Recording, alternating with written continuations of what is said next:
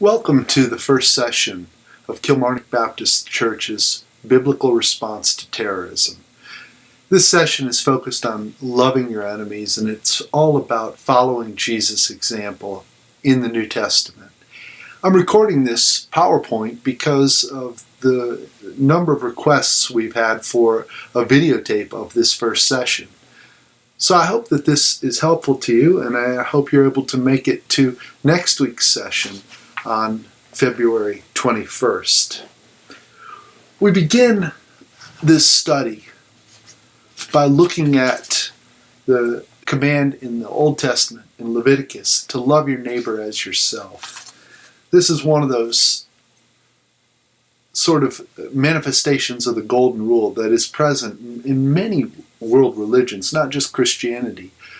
But in Christianity, we look at it as God's love for all of humankind, and God's love as being the basis for our faith.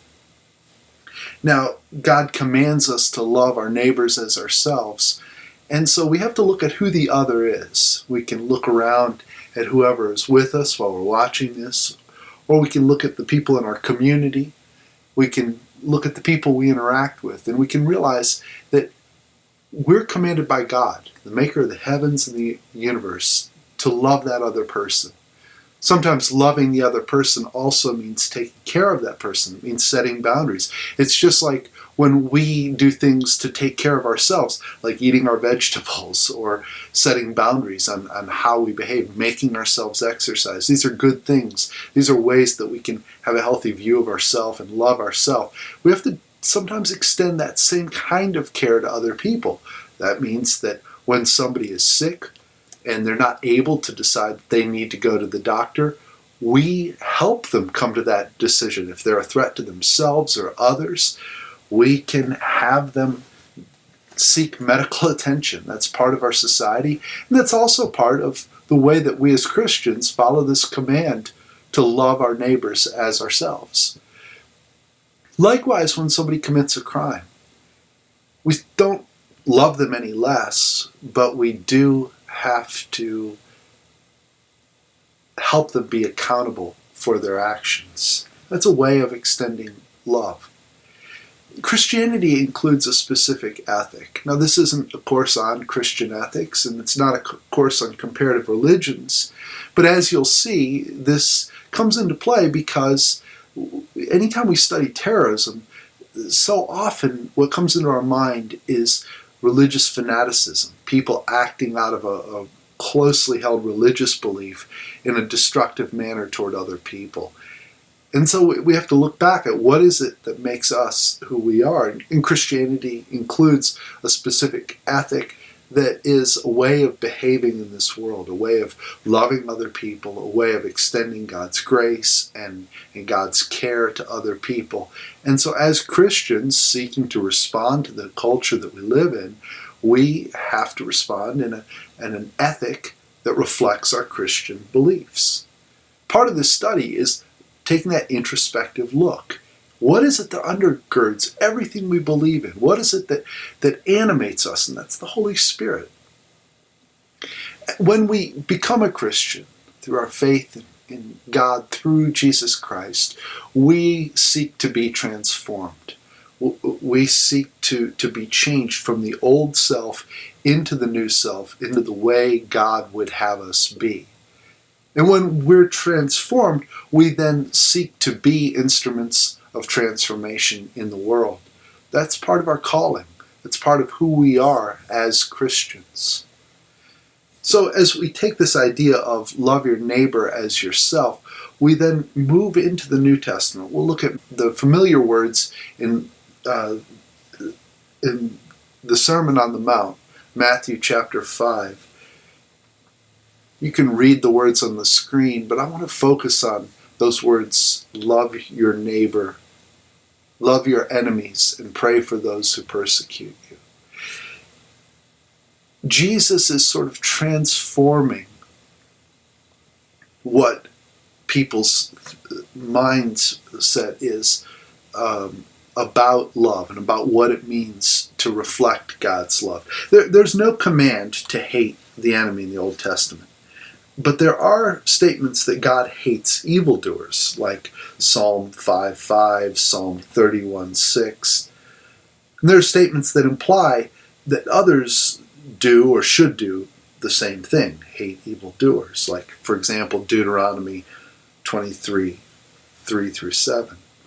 But the primary focus in this passage isn't aimed at a personal vindictiveness or disdain, but at the religious rejection of those who don't belong to God's people and keep the law. Remember the context in which Jesus was speaking. And so as we look at this command to love your enemies and pray for those who persecute you, we're seeking to model Christ in our daily life. In Matthew, the Gospel of Matthew, Jesus makes the love of God and the love of neighbor fundamental to everything else. This is, in Greek we don't necessarily get the weight of the words, but that's why Jesus is saying elsewhere in Matthew 22, what's the greatest command? Love the Lord your God with all your heart and soul and mind. And what is the second? To likewise love your neighbor as yourself. And then this is the part that I really love. He says, on that you can hang the law and all the prophets. You can just rest everything else on this one thing. And so as we look at this world and we look at the violence, the vitriol, the danger, everything that's happening in the world, we can look back on this command to love God, love our neighbor, and then Jesus sort of pushing us a little further, saying everybody in the world belongs back to God. Love your enemies. Pray for those who persecute you. We're in the midst of an election year right now, and it would be hard to avoid hearing about the different candidates who are trying to run for office or are running for office. What strikes me is the amount of vitriol, the amount of hateful words. There's often very little constructive dialogue. It's so much destructiveness. I just want to recap a little bit about what I was saying about Matthew 5:43-48. There's no command to hate the enemy in the Hebrew Bible. We talked about Jesus making the love of God just the absolute basis on which everything else depends. And the interesting thing is, this is a very concrete command. It's a command that is supposed to be reflected in our actions. One thing that I don't want to lose sight of is that this isn't based on humanism. Specifically, it's not based on secular humanism. You get together with a group of people. When I used to live in England, invariably when you were discussing ethics, especially Christian or theological ethics, someone would invariably say, yes, but secular humanism offers the same sort of ethic and behavior based on the good of humanity, the good of the group. In this ethic, in this Christian ethic, it's not a humanistic ethic. It parallels humanism, and it parallels a lot of the ethics in Islam, Buddhism, Hinduism, Judaism. But this is an ethic that's based on Jesus' authority. And this is an ethic that reflects the nature of God. It reflects God's love for everybody, even our enemies, because Lord knows we've been wrong before. And when we're wrong, we need to go back and repent to God, to say we're sorry to God. Also, it points to God's everlasting promises.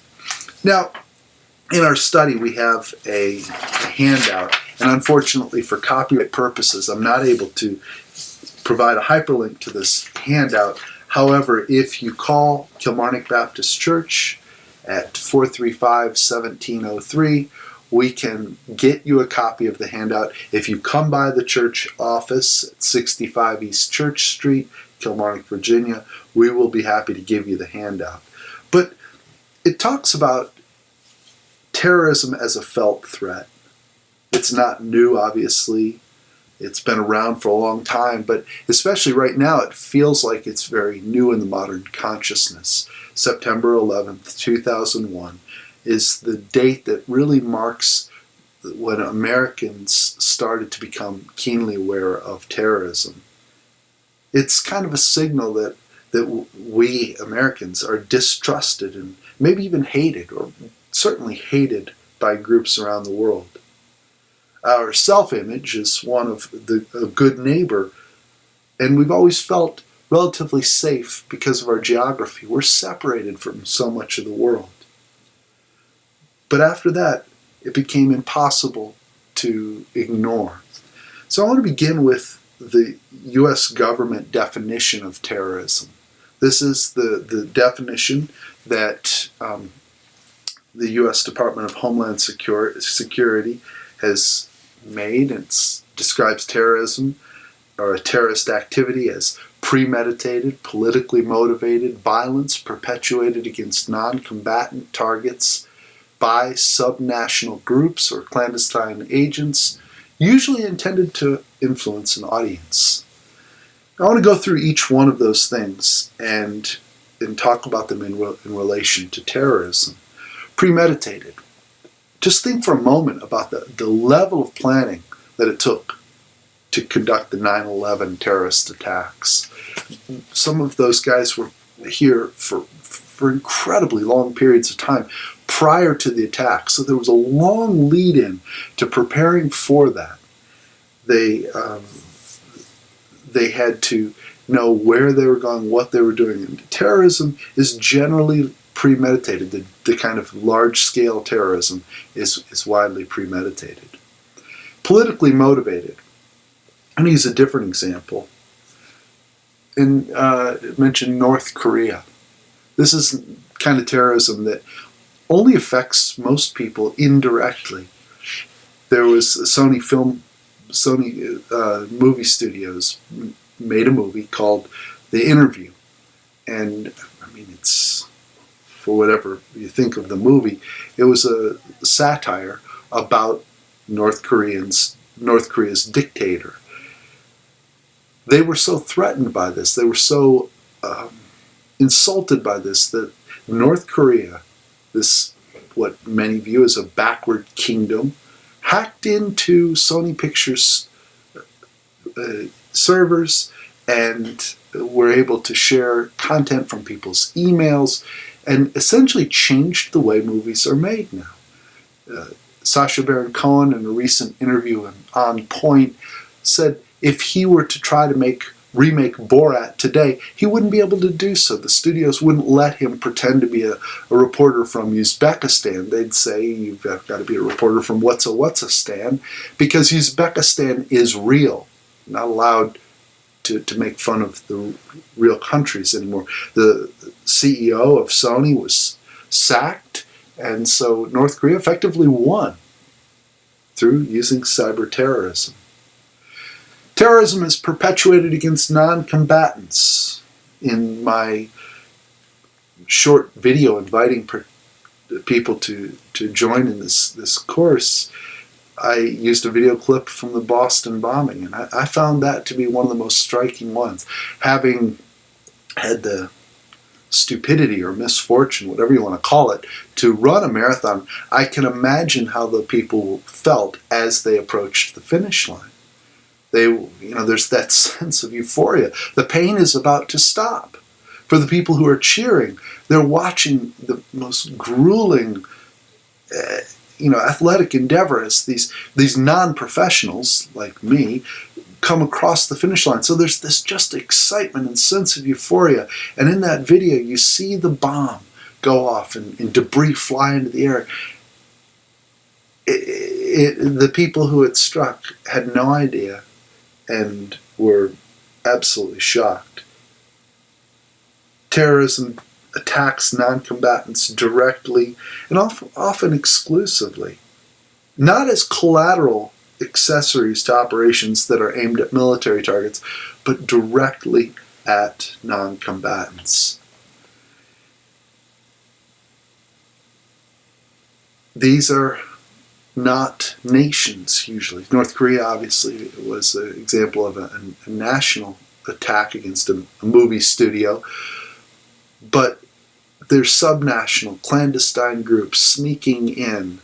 Even the terrorists themselves are people who are part of these subnational groups, and they rely on stealth as a central part of their modus operandi. They're intended to influence an audience. This is, they want to get attention. The media, maybe in some ways, perpetuates this in their desire to garner viewers or clicks.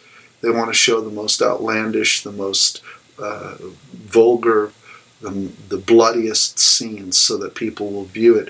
And the terrorists want to make a difference through their actions. Now, let's come back to the connection between terrorism and religion.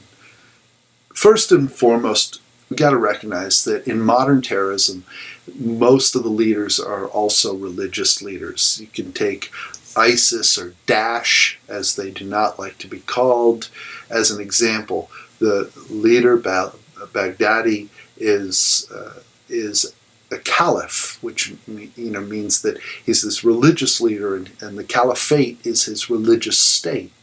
And so when you think of ISIS and terrorism, like the Paris bombings or the ISIS attack on the Russian airliner, it's easy to see this connection. However, this is the part that's harder to see. Terrorists are often a pain in the neck to their own fellow adherents of their religion.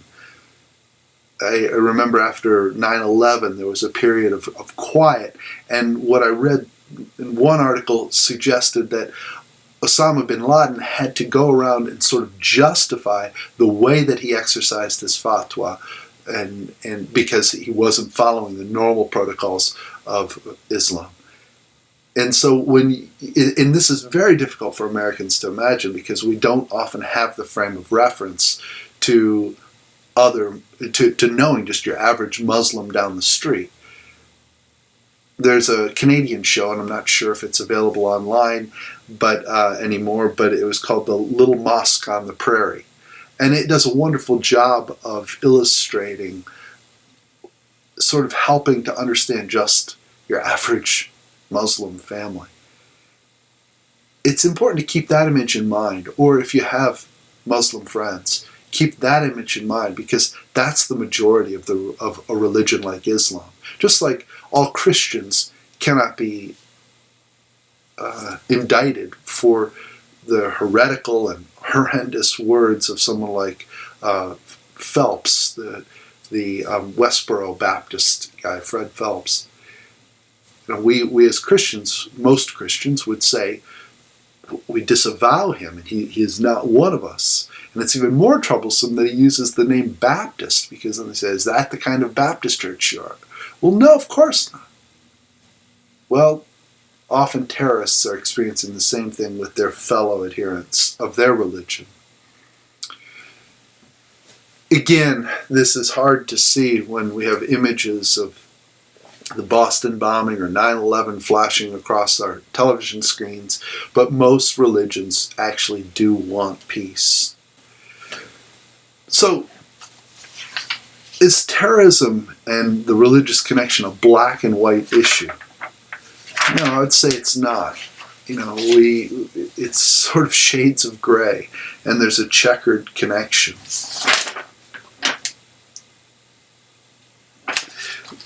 First of all,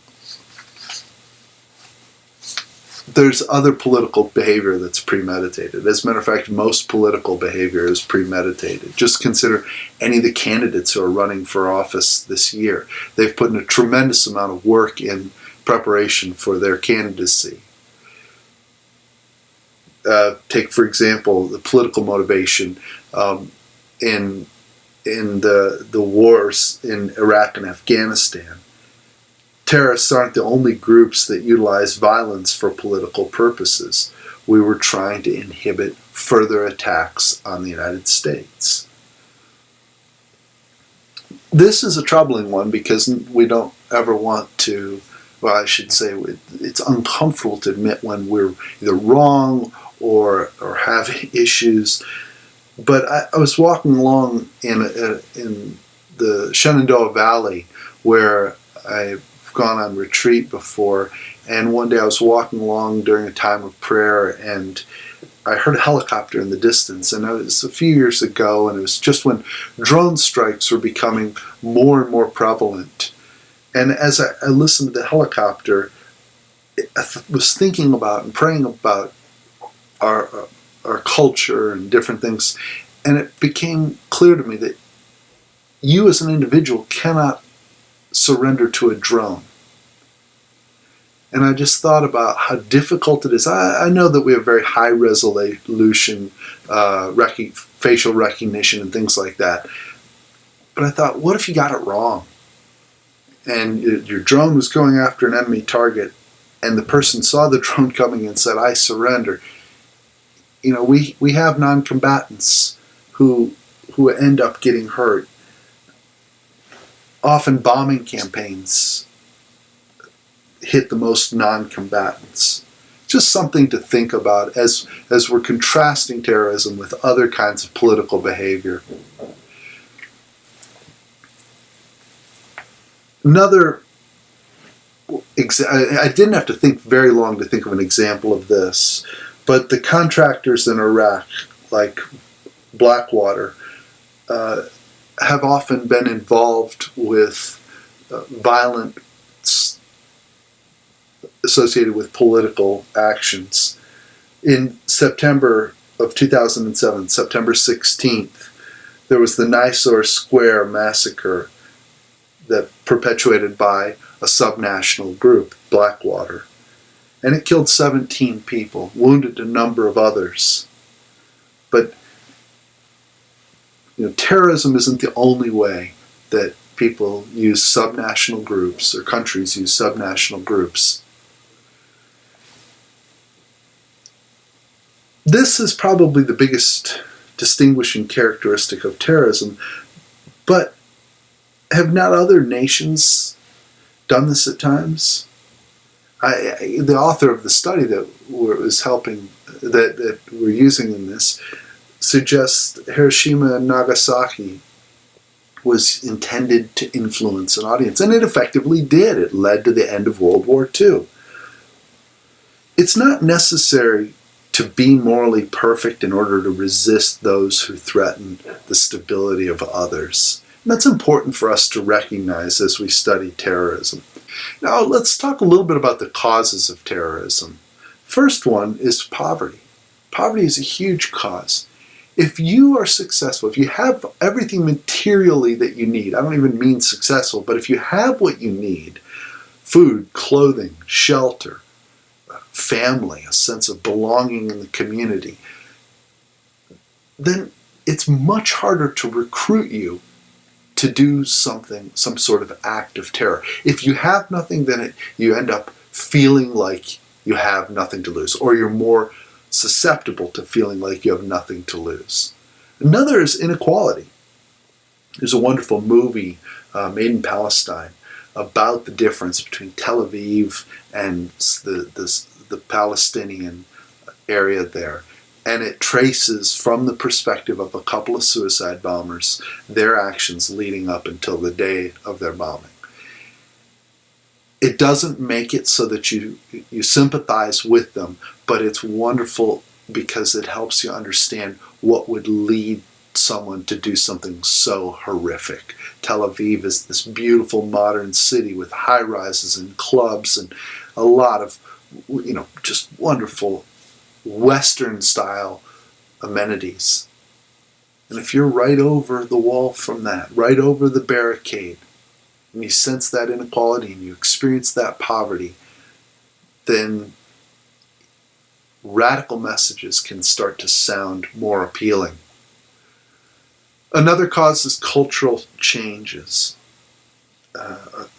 When things are changing all around a person and they feel displaced, they feel a sense of the bottom falling out, again, they can be more open to radical action. And all of these three lead to religious lead to an openness to religious fanaticism. It's not ipso facto, they become a religious fanatic, but when you have these ingredients together, it is possible then for something like religious fanaticism to take root. I want to offer a case study of terrorism and how to respond to it and how to think about it, because what we've talked about here is poverty and inequality and looking at fighting terrorism. Well, we're going to get to this in just a second.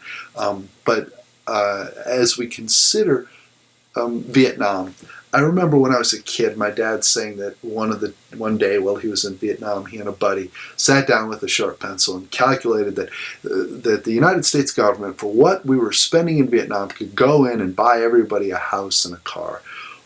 So I did a little bit of research. The total cost of the Vietnam War was $173 billion. That was the actual war. Veterans benefits were $250 billion. That comes out to $423 billion. In 1965, before the war in Vietnam really began to ramp up, there were 38 million people in Vietnam. That works out to $11,131 per person. Now this is the kicker. This is the really cool part. A 1965 Ford Falcon is about $2,100. A 1960s ranch house, the best I could find in my research for this, cost about $7,600. Here's a picture of a Ford Falcon.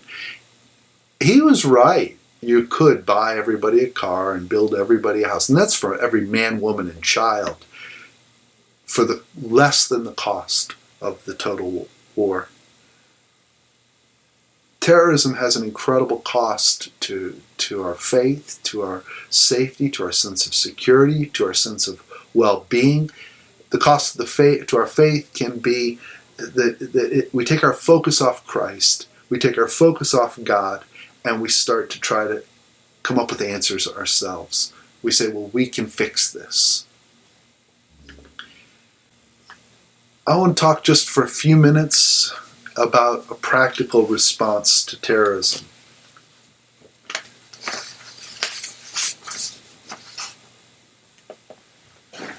The first thing we can do when confronted with terrorism is to try to get out.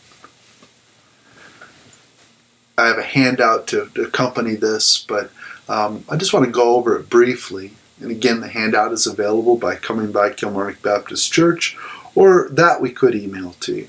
But the first thing to try to do is get out. If someone comes into your building, your group, your gathering, and it's trying to shoot, find an exit and get out of the building.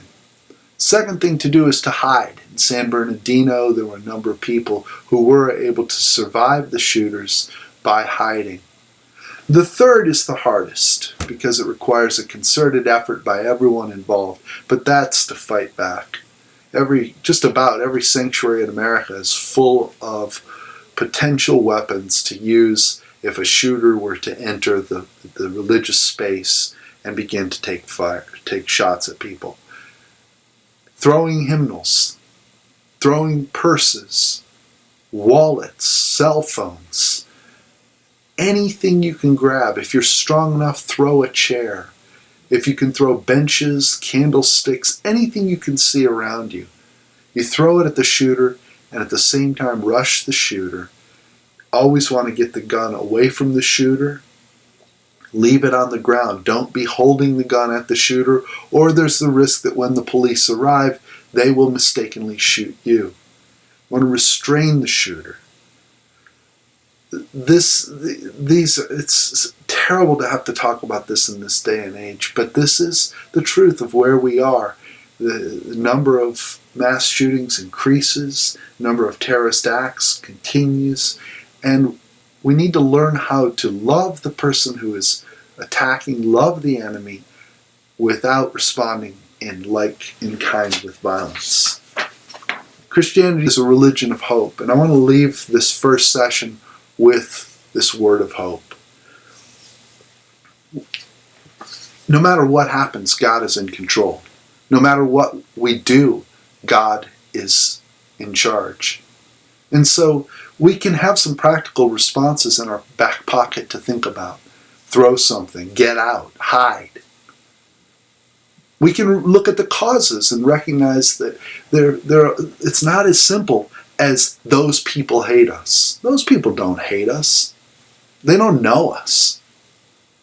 The idea, though, is to love them, look for ways to make connections, build bridges, share God's grace, share God's mercy, share God's hope, and recognize that no matter what happens, we are the Lord's. We belong to the Lord's. So whether we live or whether we die, we are the Lord's. And we can rest in that hope from this day until we breathe our last.